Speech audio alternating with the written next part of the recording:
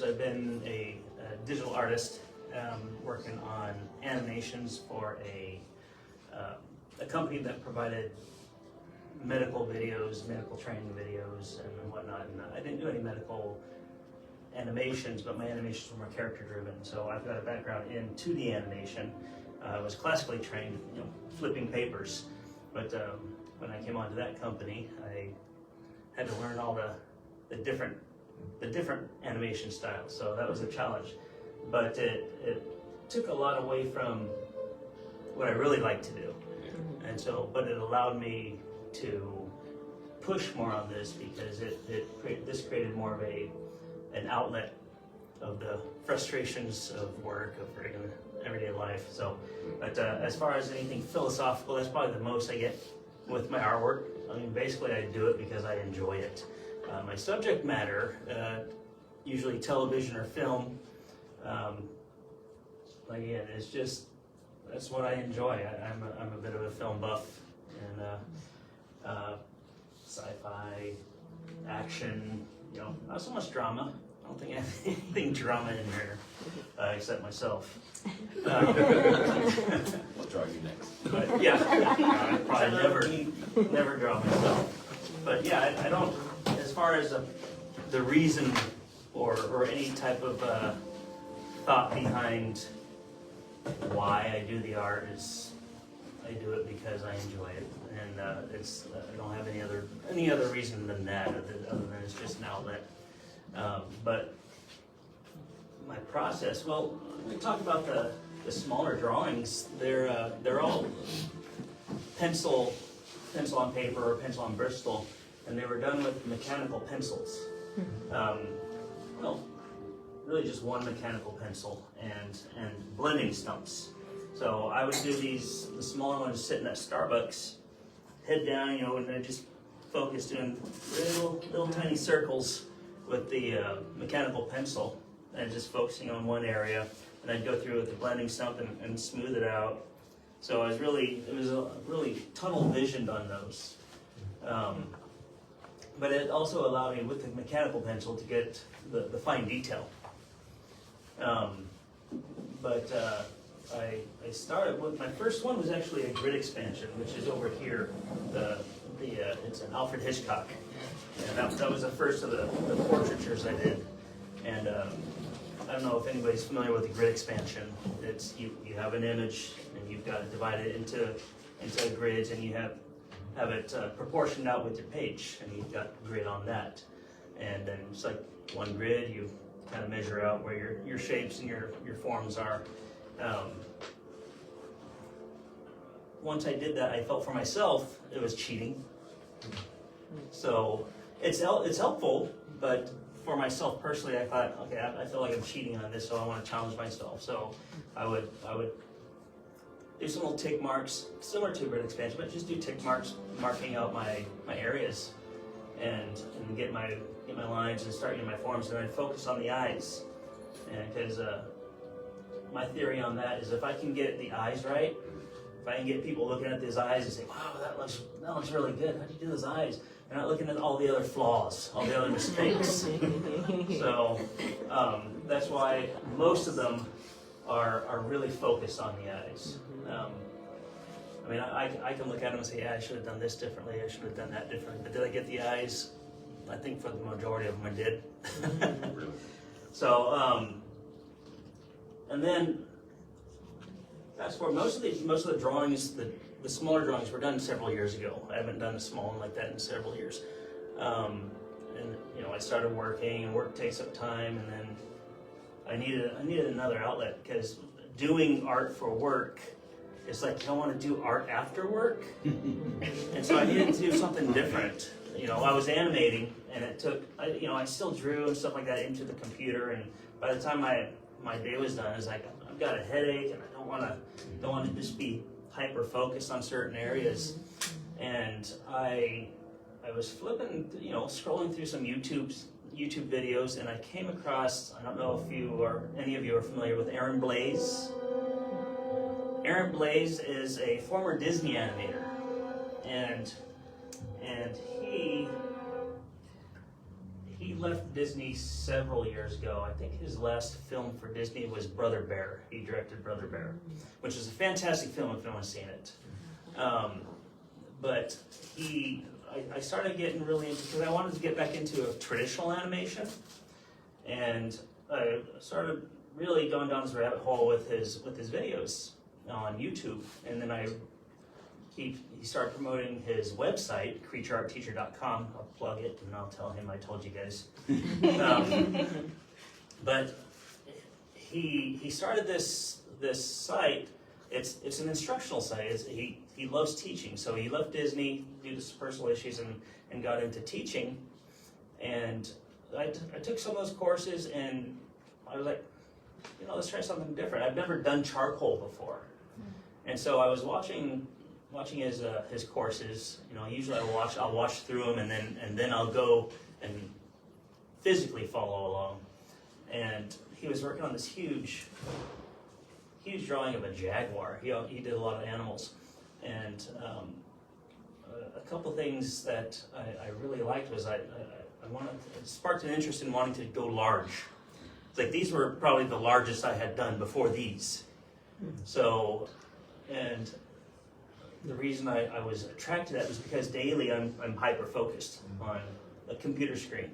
So I went and I bought a roll of painter's paper that you throw out on the floor, so when you're painting your walls you don't mess anything up. And then $20 a roll, you can't beat that. And I was like, I'm not going to go spend money on a expensive charcoal paper when I don't know what I'm doing.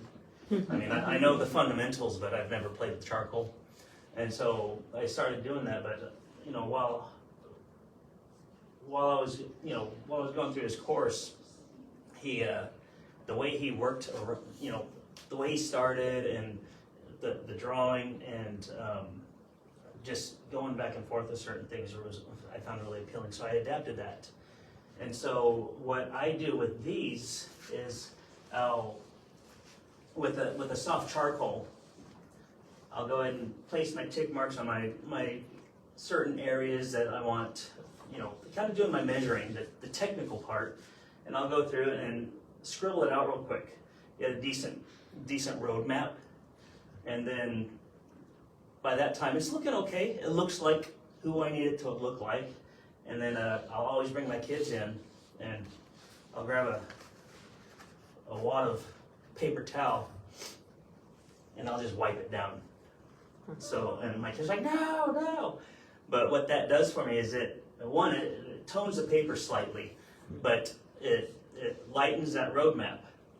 And then I'll go in with usually a 2B pencil or another piece of a little softer charcoal, but darker, and start tightening up that roadmap and getting my landmarks down and blocking out my lights and darks. And then I will do something similar, almost opposite. Instead of wiping it down, I'll go through with some charcoal powder, which is this stuff here. And it's just charcoal, it's a powder, charcoal powder. And I'll do the same thing, wipe over it. So it tones the whole paper, it softens my marks, and at that point, I'll go through and I do just as much drawing with my kneaded eraser as I do the charcoal pencil and the blending stuff, but the blending stuff is like the last step, one of the last steps. And so that's, at that point, I'll start pulling out lights, and then at the same time going through and adding in darks, because the lighter I get, the darker I have to get in certain areas, and the darker I get, the more flat it looks. I have to start pulling out other lights, and it's at that point, which is where I'm at right here, it's a back and forth stage. So at some point soon, once I get my eyes, to a point where I think, okay, I need to go darker, I'll stop there, and then I'll darken the whole thing, which evens it out more. And then I'll go through and start pulling out more lights and adding in dark. I'll go through instead of using a 2B charcoal pencil, I'll use a 4B charcoal pencil, which is a softer charcoal, which means you can get darker. Unfortunately, what I'm finding is that because this is a cheap paper, but I like it, but it's cheap, it only holds so much charcoal. So at a certain point, once I've got so much charcoal on it, I can put marks on, but it's not gonna stay. So I'll have to take a workable fixative, give it a light spray, let it dry. That way it bonds the charcoal, but also gives me somewhat of a rough texture to work with. And then at that point, I can get some darker. At that point, whatever is under it is pretty much finalized, you know. I'm adding to, I can't take away from that at that point. So I'll start adding in more darks, but then that means I can start pulling out some from those darks that I've added. And then from there, once I've really gotten all that, where I think, okay, that's about as dark as I can get it, and that's about as light as I can pull, then I'll go through with a white charcoal pencil. It's not really charcoal, because charcoal is burnt wood. There's probably more like some type of clay or something. But so like an example on that one is I'll go in with the white charcoal pencil and really pull out where the highlights are. So it pops it out.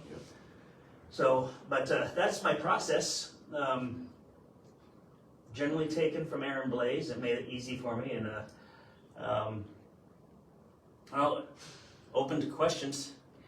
You told me once a really interesting story about when you were in the military and what you would use to make art with. Just once, because I got in trouble. Canvas or paper where I was not easily accessible, so I used my bed sheet and did a painting of my military issue bed sheet. And you wouldn't get in trouble for that. Yeah. I didn't get in trouble. I worked around it. I think I acquired one somewhere. But yeah, it was a painting. I did used to do some painting. I don't have the control with wet media as I do dry media, so the paintings I would do would be more on the abstract side. In the military, oils and stuff weren't easily accessible. Cheap acrylics were. I did afterwards get into painting with oils, again abstract, and a palette knife. And I really took to that because it was less forgiving as acrylic. Acrylic gets to be a little more permanent quicker. So, yeah, that's that story. Any questions or thoughts for Benny? So you say that because you enjoy it, I'm curious if you feel that it does, is it just for fun, or is there something else it does for your experience? It balances me and it keeps me sane. You know, I don't know if anybody has kids here, and so sure some of them do, but it's if I'm stressed or anything like that, it's like, yeah, I need to go out and do some artwork, and I will spend hours like that. I'll tell my wife, like, yeah, I need to get away. I'll go sit at the coffee shop, do some drawing, come back, and she knows I'll be in a better mood. Doesn't mean she is, but I am. So yeah, it is a release for me on things. Yeah. So, what are you animating for this medical company? I am no longer animating for this medical company as of yesterday. Oh, okay. Yes. What were you animating for the medical company? Yesterday, I did resign.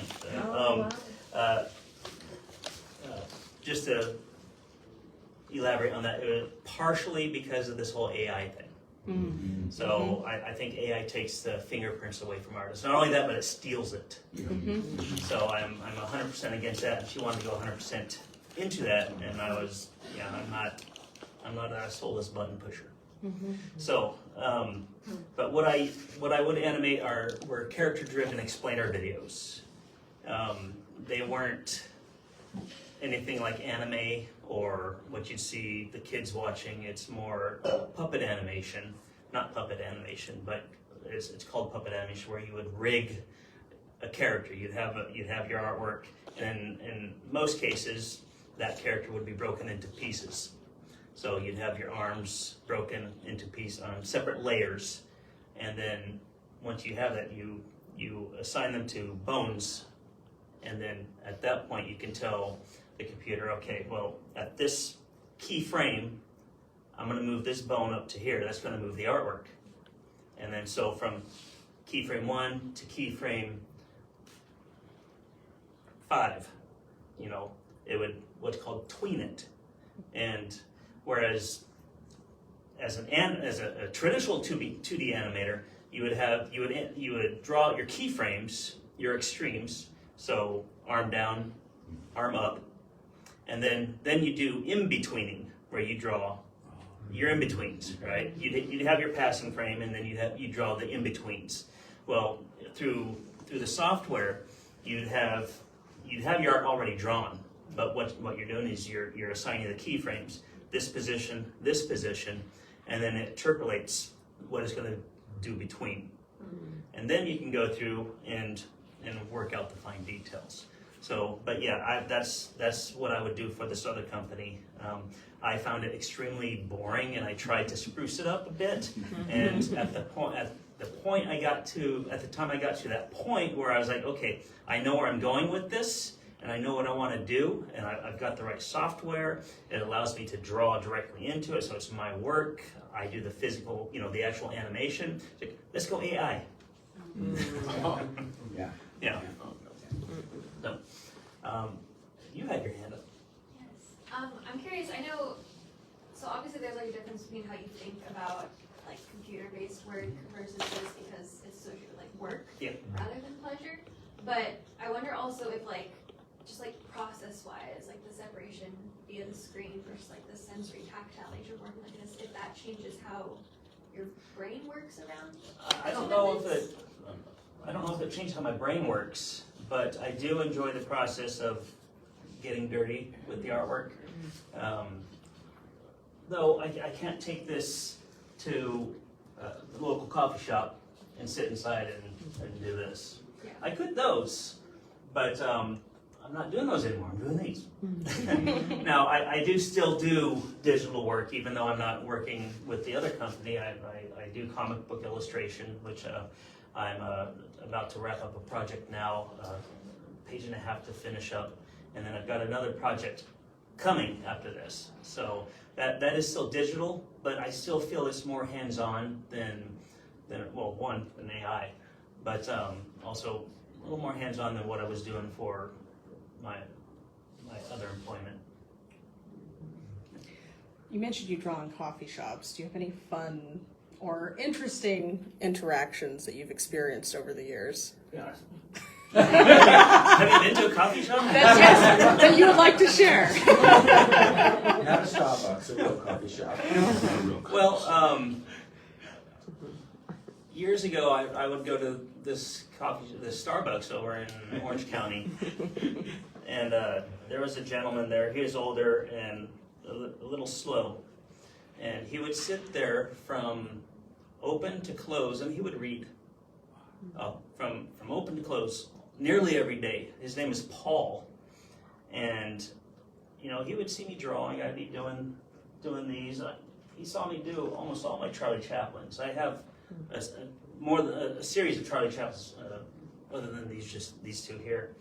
And he would sit there and watch, and he'd talk with me and talk. And I was like, hey Paul, you mind if I draw you?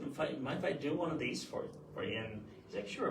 But every day I'd come in, he'd already be there. I'd come in with myself, hey Benny, every single day, hey Benny. And so I did the drawing of him, and one of my favorites. And I did bring it to put up, but so I titled that one "Hey Benny," right? So, but yes, this is it here. Is he a famous guy? No, Oh, okay. no, he was just someone that The coffee shop guy. just sat at the coffee shop. So, and he had these weird looking lips, and I mean, to be honest, he drooled a lot. But I didn't want to put that in there. But I think, that's of all of these, that is my favorite that I've done. So there were some other characters in the coffee shop also. Did you take a picture of him first, or did you just? I did have a photograph. It wasn't this, but I did use it to reference when he wasn't there. Because when he was there, he was still. He was reading all day, except for when he was talking to me. So it was really easy to quickly sketch, almost like a gesture, and then and it was almost always the same. But this expression, although he wasn't sitting there with that expression, but it was a common expression throughout the day when he'd talk, and it's just the movement. So I wanted to capture that. Yeah. How long does it take you to do a piece like that? Generally, something this size, although not consecutively, would take anywhere between 24 and 48 hours. Each one, it depends on when I'm like, okay, I'm starting to overwork. Yeah. Good job on the eyes. Thank you. You don't see the other stuff. Do you have a hard time stopping? No, I don't have a hard time stopping.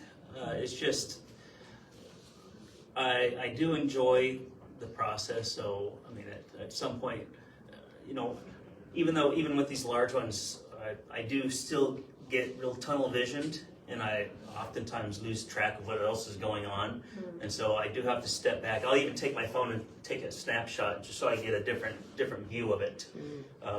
Sometimes they look completely different on a photograph or on the phone, and so it helps. But then I realize, okay, yeah, I can fix that and stop. So, but I don't have a problem stopping. Sometimes the hard part is starting. With a blank canvas, like when we decided I was going to do this here, I was like, yeah, I'm not going to come with a blank canvas. I mean, people will come. First of all, that's when people judge the most on at the start. It's like, yeah, what is that? That doesn't look like, yeah, I'm still working the problems out. Should start here. Right. So. Go ahead. Sorry. Is it true what artists always say that eyes are hard to do, especially the same? I think with anything, practice makes perfect. Well, perfect practice makes perfect. You can practice something over and over, practicing it wrong, you're still going to get it wrong. But I think the more familiar you become with it, I don't want to say the easier it gets, but the easier doing the hard things get. So if something's difficult, it doesn't become less difficult just because you're better at it. You get better at doing the hard things. As far as getting them right, getting them to look symmetrical, I guess, is sometimes that's a challenge. But the hard thing was getting it to look wrong. On that one there, going cross-eyed, one eye straight and one eye crossed, and I was like, knowing that this doesn't look right, it's supposed to look wrong, but getting it to look wrong properly, that was hard. I still don't think I caught it that great, but That looks good, but That's fantastic. Feels like the movie. Yeah. So I noticed it's all males in here. I have a couple females. I have one female that I was going to have hung, but I brought too many, and I was like, I'd rather have too many to choose from. Yeah, always. But I did Angelina Jolie. Good choice. Yeah, a younger Angelina Jolie with the flowing hair, the lips, and the eyes. And that's actually one of my favorites also, but because the hair was a challenge on that, because it was real flowy and dark hair, and then you have to pull the highlights out. But I do have a Mila Jovovich I did, a smaller from. Do you have a preference? Of? Like, you have a bunch of actors' portraits? Well, I mean, as far as male and female, I actually prefer doing male portraits usually as they're older, because you capture more character. If I do older female, it's hard not. It's like, okay, am I gonna offend someone by making this woman look old, or if I exaggerate too much or something like that. I don't know. That's my thought. But I prefer capturing the male character, especially with older actors. The chaplains were hard because it was so smooth. So I really had to make sure I got the eyes right on that. Yeah. If you had to pick your favorite 80s action film and or Doctor Who, which one? Well, favorite 80s action film would probably be Bloodsport. Okay. And my favorite Doctor, I don't know if anyone's familiar with Doctor Who. Well, that's hard to choose from because you have two different eras from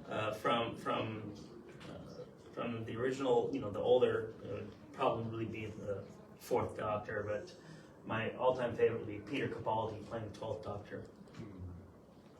Again, because he had so many wrinkles in his brows and very he emotes. Yeah. Great hair. Yeah. Not that I would know, but Yeah, I know you said you focus on the eyes, but when me and my assistant and some volunteers were hanging the show, we were focusing on your hair. Oh, the hair. The hair was like your On that one? Yeah, Yeah. all Yeah. like any of them. We were just, and for me particularly this one, your friend at the coffee shop, Oh, yeah. like your attention to detail. That was a lot of needed eraser on that one. Yeah. Pulling out. Yeah.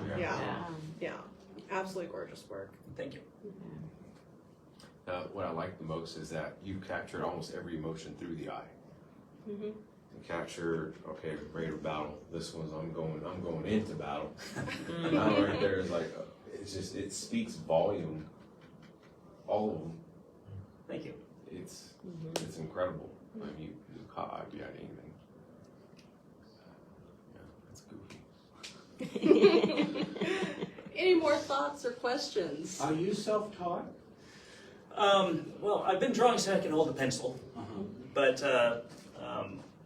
one of my biggest influences was my high school art teacher, and so he really did take me under his wing on a lot of things. But from there, I did go on to college. I went to Platt College of Graphic Design. I got an associate degree in graphic design and realized I hate graphic design. It's the prostitute of all art. Yes. And then several years later, when I decided I went back to school for 2D animation and went to Art Institute. Didn't go to Art Institute. It was the Pittsburgh division, but the online division. So we had just had my first my daughter, my first child, and I had, just as we found out that we were going to have her, and shortly after we got married, I had gotten laid off. And so it was like, oh man, what am I going to do? During the Obama era, when jobs for someone my age was very difficult to find.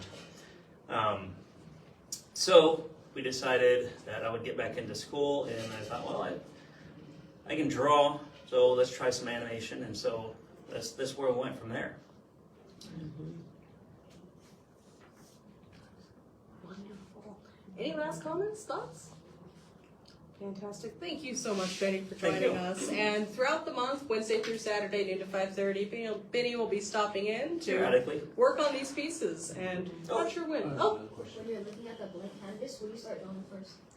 it's a good one. Oh, well, I usually start with tick marks, just to map out the drawing. So it's like I'll kind of envision,